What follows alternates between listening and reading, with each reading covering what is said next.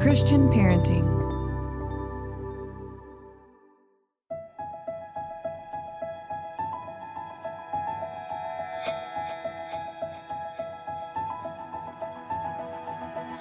Welcome to the Living Wholehearted podcast. We are Jeff and Terra Mattson, a husband and wife team who is shrinking the integrity gap in our own lives and helping others do the same. I'm a leadership and organizational development coach, and Terra is a licensed marriage and family therapist. We believe that if you have a following, you are a leader, and how you lead matters. Whether you are leading in the home, work, or community, we are bringing you biblical, clinical, and relational wisdom to help you in every relationship that matters most to you. None of us do this perfectly, but we are leaning into the reality of our humanity and profound wisdom of grace.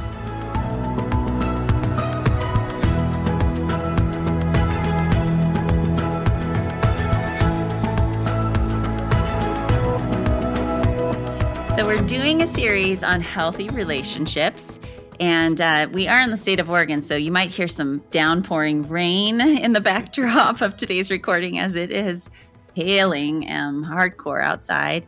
But we'll be talking about relationships with God, with friendship, our children, and of course, our spouses. And if you're dating or you're interested in marriage, make sure you listen in on these marriage podcasts and episodes, because there's a lot of resources I think that will help you. And you can glean from even before you're married. So it's clear that one of the greatest desires for any of us is to be known and to be connected. And oftentimes that is a deep desire for couples, and they don't know how to do that. And so it is one of the things that we're going to talk about today is how do you get that need met in your marriage? We are going to be speaking with some experts, one of the experts today, who will be helping us talk about how to delight through activity, discover through story, and find connection through attunement. Our guest is Chris Bruno, and Chris is a licensed professional counselor and the founder and CEO of Restory Counseling and Restoration Project. His colleague Tracy Johnson is the Storywork supervisor at Restory Counseling and editor-in-chief of Red Tent Living. And Chris will talk a little bit more about how the work that they do together. But they are marriage experts of Thrive Marriage Lab, Restory Marriage Intensives, and co-hosts of the Thrive Marriage podcast. They're colleagues of authors and speakers, counselors. So we just value and appreciate the fact that we get a chance to connect with you here today, Chris, and to hear about your and Tracy's contributions just to your world and your reach. So welcome today, Chris. Oh, it's so great to be with you. Thanks for having me on today.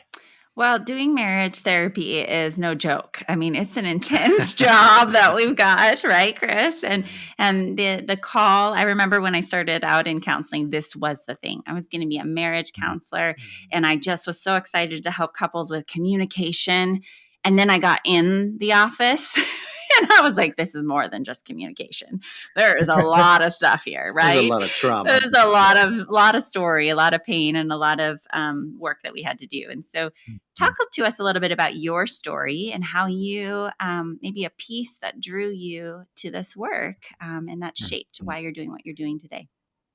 Yeah, well, my wife and I were living overseas, and we were in Christian ministry in the Middle East for about 10 years. And when you're in that kind of crucible environment, in such an isolated and separated space, a lot of things happen, as you can imagine. And so we were there during the decade where 9/11 happened, the Iraq War happened, like all of that was going on. We had the kind of global things happening. And then we also had some things happening for us personally and in our team, which then impacted our relationship and our marriage. And so when we came back to the United States, there was one space where the one university, one school that I was going to go to, and it was specifically going to be to get a counseling degree, because the people that most impacted me during that decade were the few counselors that I was able to connect with. And you can imagine in that kind of a space, I had very little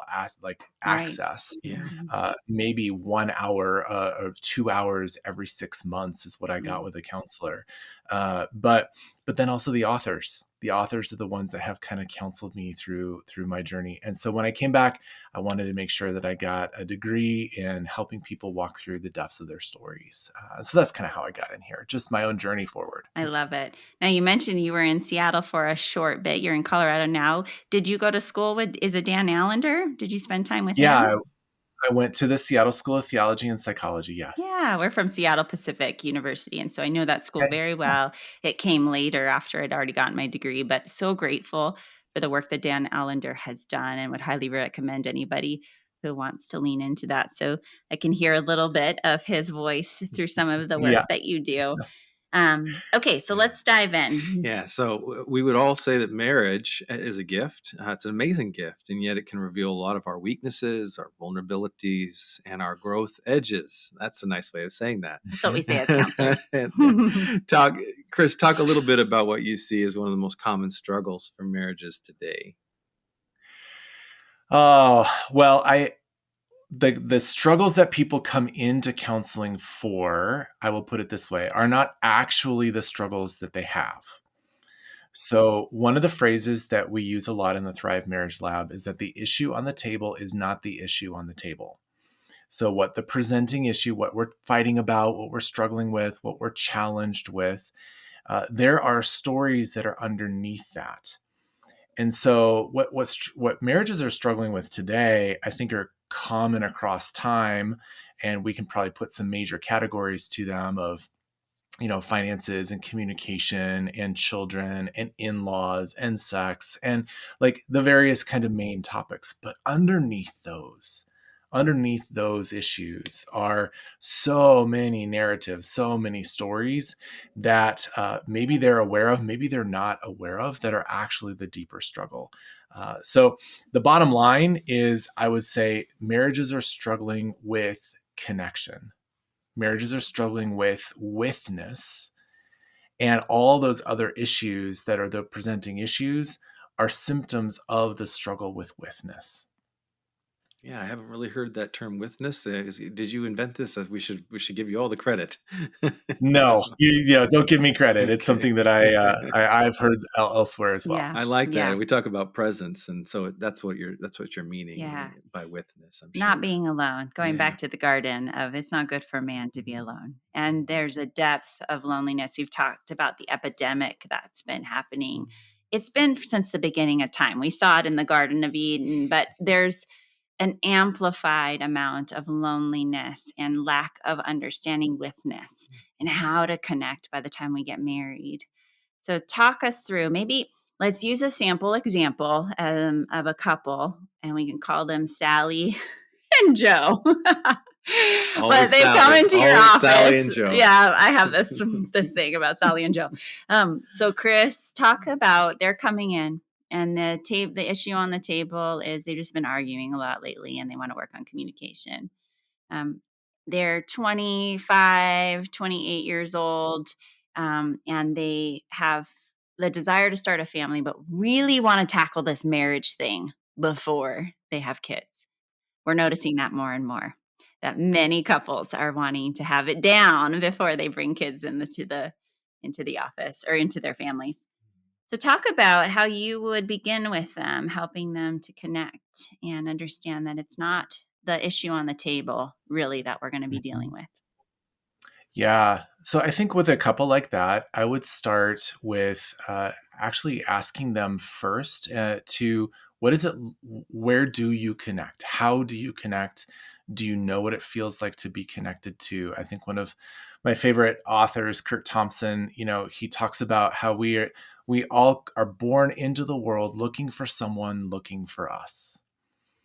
And how do you find each other? Are you looking for each other?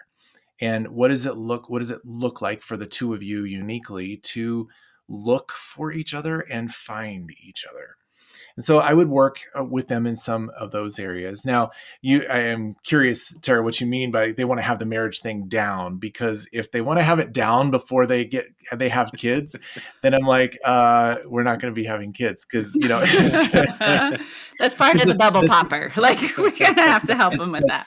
we're just going to have to help you recognize Mhm. that being human is part of this experience. And to be human is to come with all of your goodness and glory and all of your faults and failures. And those are going to need to show up in the space. So I would connect with them first around that. Do you know what it feels like to be attuned to one another, to tune in to one another, and probably have them do some practices there? But as we do this, I would be looking and asking them to really consider not just what's happening in the here and now in their marriage, but how was it that they experienced those same things or didn't experience those same things in their family of origin, in their childhood years, in their, in the shaping moments of their lives? What was it for them that shaped how they are in the context of relationship? And getting them not just to like conceptualize of those things, but actually tell some of those stories to one another, to share the story, not just about the story. Chris, I'm not a licensed clinician, although I have a lot of high respect for you guys that do this work with the character and competency that it requires.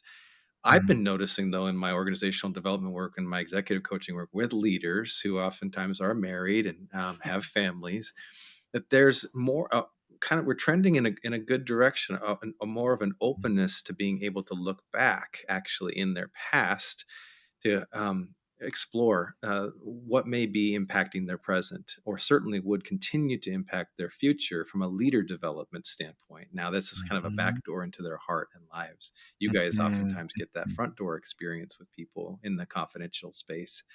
Are you noticing more of an openness towards looking back into family of origin, or are you still having to work hard to translate the purpose and importance of doing that with and fight the resistance in the counseling office? Oh, Jeff, I think that's a great question. I would say yes and no.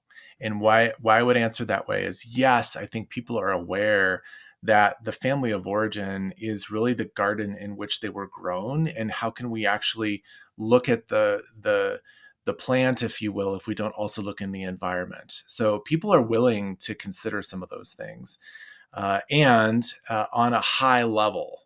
And what I mean is like, above the ground, we can refer back to my dad was, and then name some category: present, absent, angry, strict, kind, whatever word. And there's this generalization Mm, around how the family of origin was. So, yes, we're willing more and more to look back into the past. But the tendency that I also see, which is why I say no, is that we want to maybe minimize the impact, or we want to dramatize the yeah, impact, I still see or that. we're giving more categorical aspects to what the past was and the shaping influences, rather than the particularities of the actual stories that occurred, which then brought the shaping influence, the shaping power. Yeah, I find that that's very true in my experience too. Just the other day, I sat with a C-suite leader who indicated that he wasn't sure that he had um, significant trauma in his story. And was in engaging him, I had made the comment that most leaders actually we found have significant levels of trauma in their story, and they just went the achieving route rather than the victim route in some spaces. Mhm. And I said, I'd just like to scratch on this a little bit with you. And then I mirrored back to him something he had placed on his intake, which was that he was raised by a domineering mom and his dad wasn't present mostly due to work. And I just said, here's what I heard you say, that you're not sure if that you had significant trauma in your life. And I gave a kind of a Dr. Vanderkolk's definition of trauma, anything that out of the ordinary that leaves us feeling helpless or powerless. And he's still, the facial expression was kind of like, interesting. Okay. And then I said, but here's what you wrote on your intake. And he said, oh, and in those light bulb moments, you have those two all the time where gently leading people to consider some of the nuance in their stories rather than just categorizing things from a minimization or a maximizing space is what I heard Yeah. you say. Yeah, that just happened yesterday for me in a coaching Mm, session. So yeah. yeah. Describe what those look like in real. So, what does it look like to minimize the Mm, garden environment, our mhm, families that we grew up in, and what would it look like to dramatize that for our mhm. listener so they can kind of maybe Yeah. see where they would land?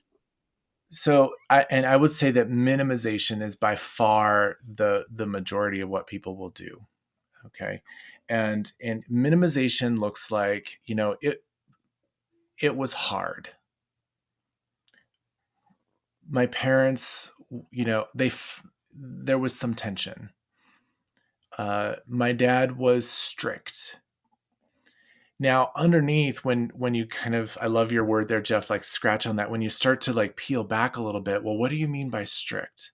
I have a sense of what strict means to me. What does it mean to you? And then you begin to unpack a little bit more of, oh, strict actually means that there was some level of significant like boundaries and rules. That could be one definition of strict, maybe even more than that. There would be some level of corporeal discipline that was Mm-hmm. involved.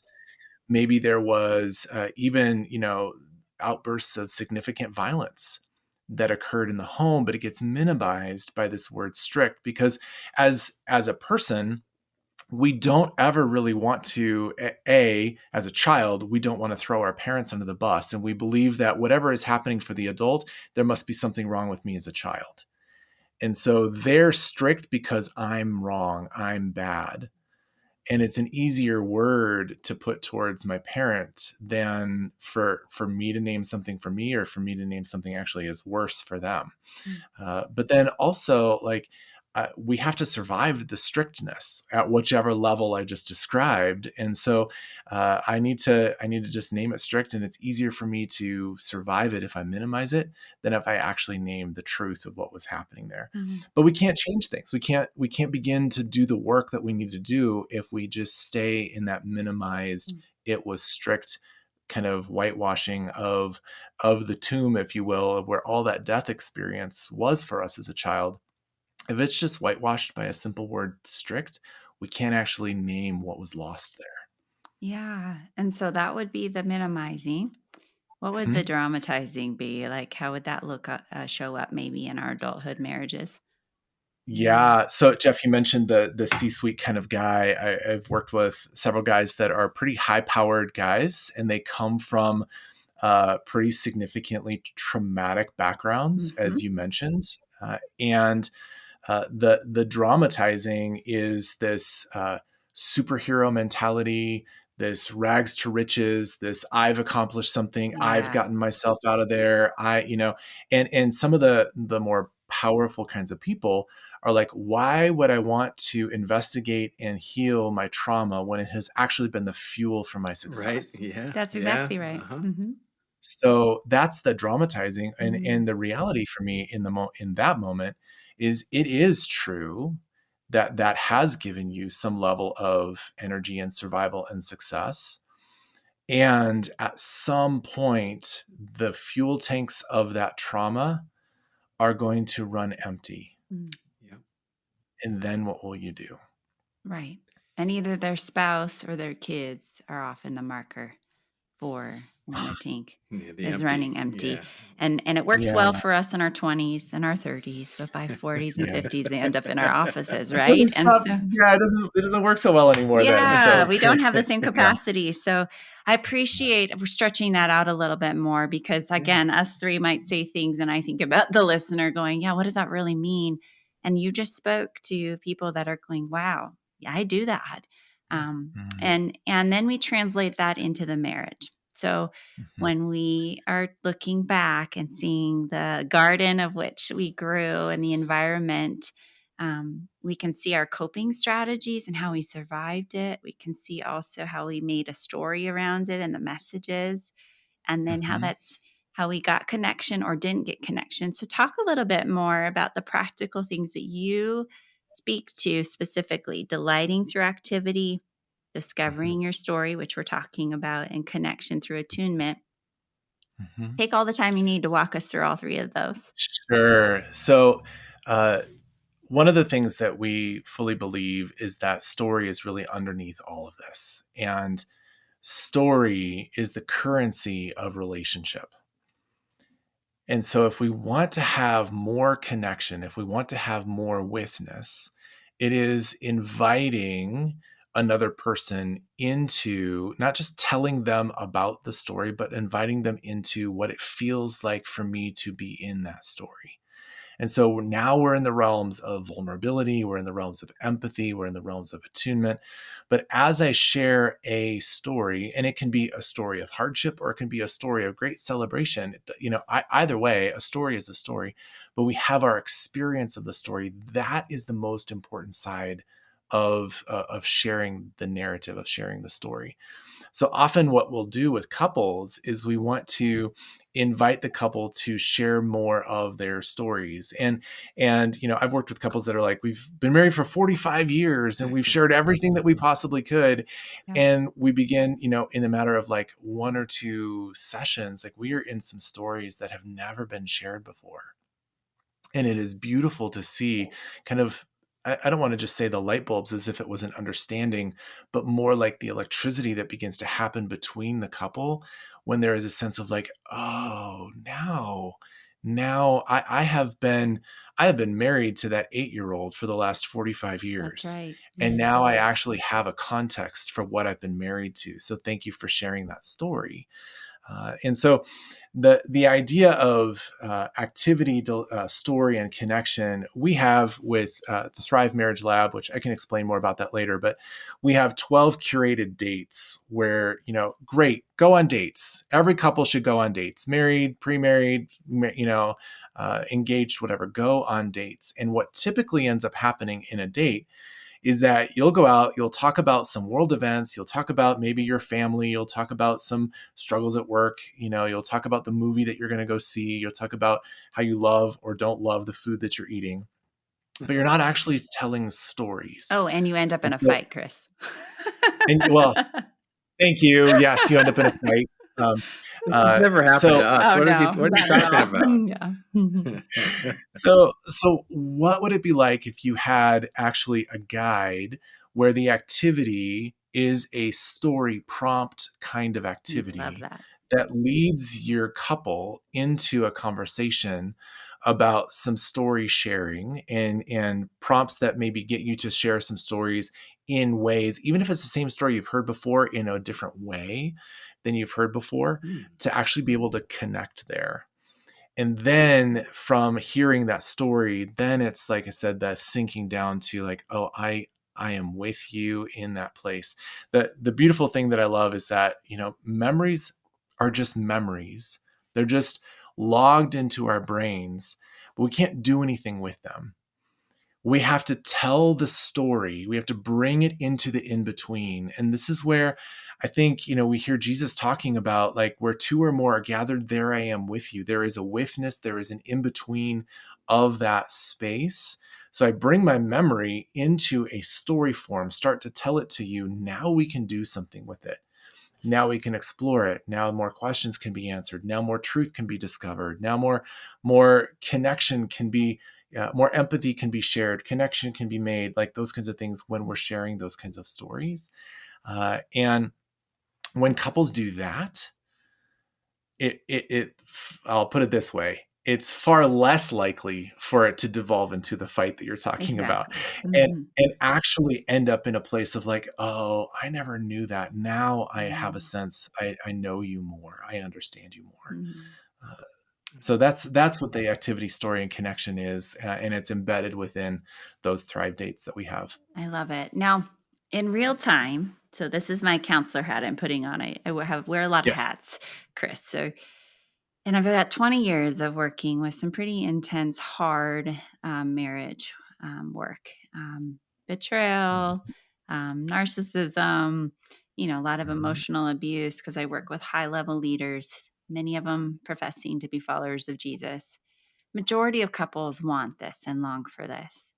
And yet there is a time where you're sending these couples out and they're doing this work and it's just not working because they don't know how to disconnect their identity from their parents or their family of origin. So as they talk about their families, there's shame that builds inside them. They're worried that the spouse might now all of a sudden box them in a certain way and use it against them. Now that we're going to put the abusive dynamics off on the shelf and just talk about the couple who really is for each other and wants to do this well.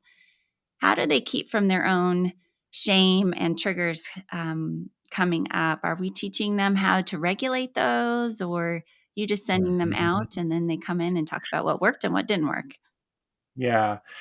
So I think that's such a great question. Shame is going to be part of every relationship, okay? Because it just is. It's So part of just every call it. human story. Yeah, let's So we normalize it. need to we need to name that. We need to call that.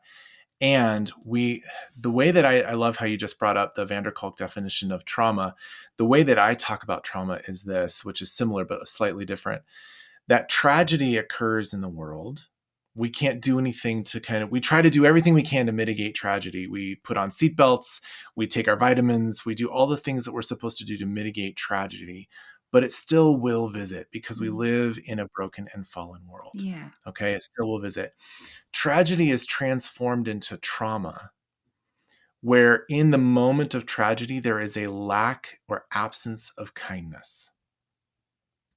Okay, which then forms that trauma, that soul shaping, life forming uh, interpretation, belief building kind of trauma for that person. And it happens at the earliest of ages.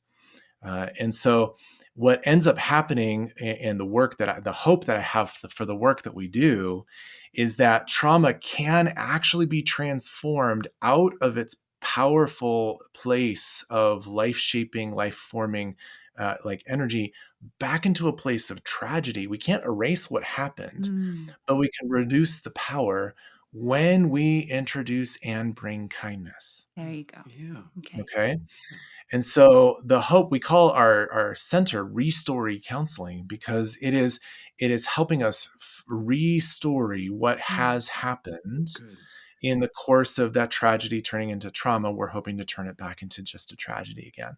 So all of that to say, when it comes to couples, what we are doing is far less about go try to do this and engage, leave the office good and go luck. do XYZ homework. Good luck. We're training them on what does it look like for us to sit with and bring a level of kindness Mm, regardless of where the other person is. So when they're sharing their mm. story, when say back to Sally and Joe, when Joe is sharing something about his life, Sally's response is not about the marriage. Sally's response is about Joe as a person and Joe as the age of the story that he's sharing right now. And can Sally learn to bring kindness to Joe in that moment, and vice versa, Joe to Sally?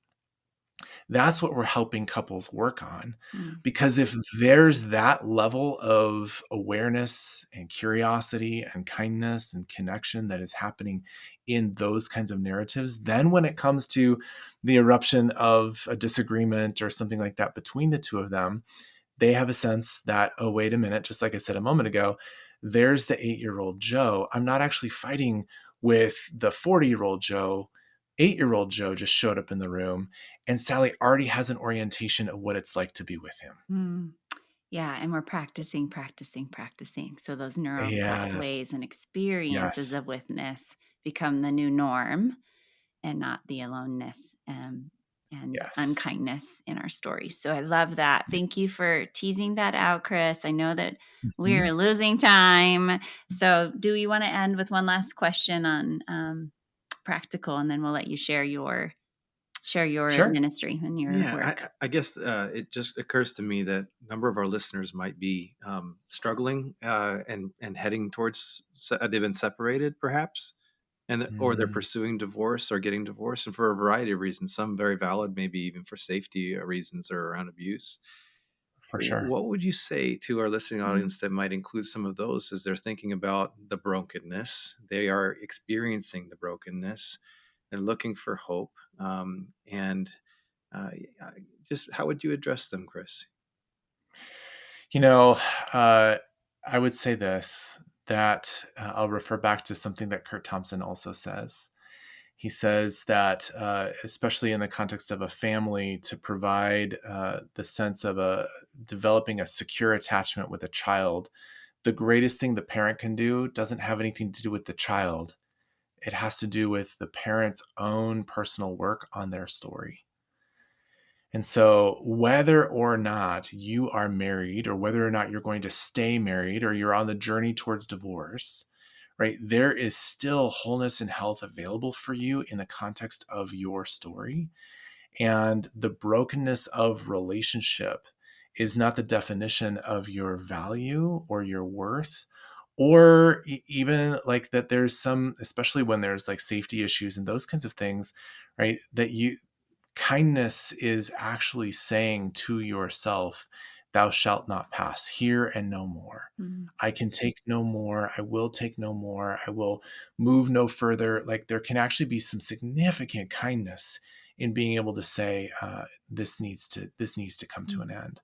And so in your own story, I feel like there's still so much work that can be done for you to come to a wholeness of your own self. Mm. And the couples, this is a generalization, but the couples that I find that end up moving closer or faster towards divorce are the ones that don't have a sense of their own selves as individuals. And so how can they then have a sense of relationship between two individuals? Because they're not actually individuals. They're just, lost in each other. Thank you. Very well said. Yeah.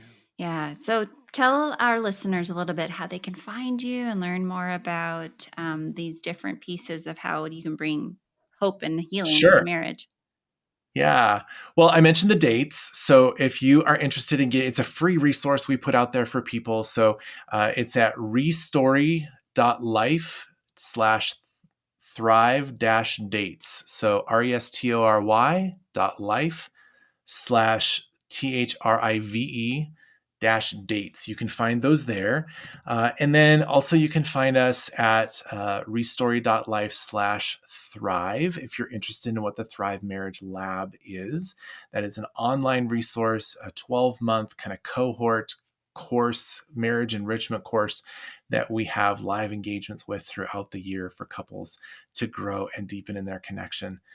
So those are two that I would direct you to. Perfect. And we'll have that in the show notes. If you missed that or you're running, you don't have a pen right now, you can go back to the show notes and grab that.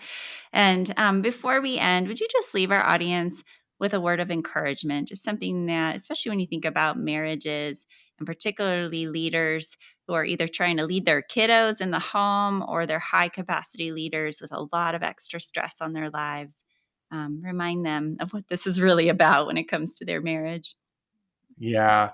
I was just yesterday talking with a friend of mine, and he just turned 40, and he asked about 10 different older men in his life several questions about what to expect in his life in the next decade, right? To kind of prepare for the next decade. One of the things that he said I thought was so profound, and this is what I would want to leave people with, and that is that the best thing that he realizes he can do for his children is to have a healthy marriage. And the best thing he can do for his marriage is to have a healthy self. And so it's going upstream to what do we want to, to pass on to the next generation? Let's have healthy marriages as being our primary focus, more than our parenting. More than like yes, let's focus on parenting, but more than that, like let's focus on having healthy marriage and then also having a healthy self. And so my encouragement is that if you even begin to do some thing, read a book, listen to the podcast, do some of those things, you are taking steps towards health. You're investing in the most important relationship you will ever have on the planet. Love it. Thank you. Lean into this beautiful resource. I'm saying yes, yes, yes in my spirit of people coming alongside you in your marriage. And then if you are needing professional counseling and want to reach out, you can look into the Restory Counseling. You can also look at Living Wholehearted. We've got professional counselors that do very similar work. And we are here to help you wherever you're at in your journey.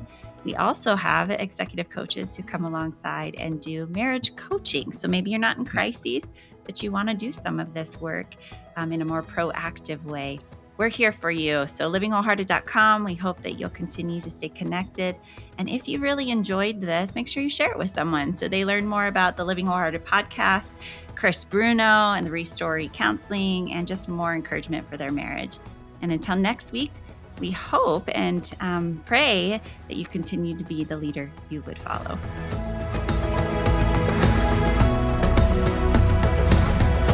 This podcast is powered by Living Wholehearted, Courageous Girls, and the Christian Parenting Podcast Network. Thank you for joining us in this critical movement of shrinking our integrity gaps between what we preach and live.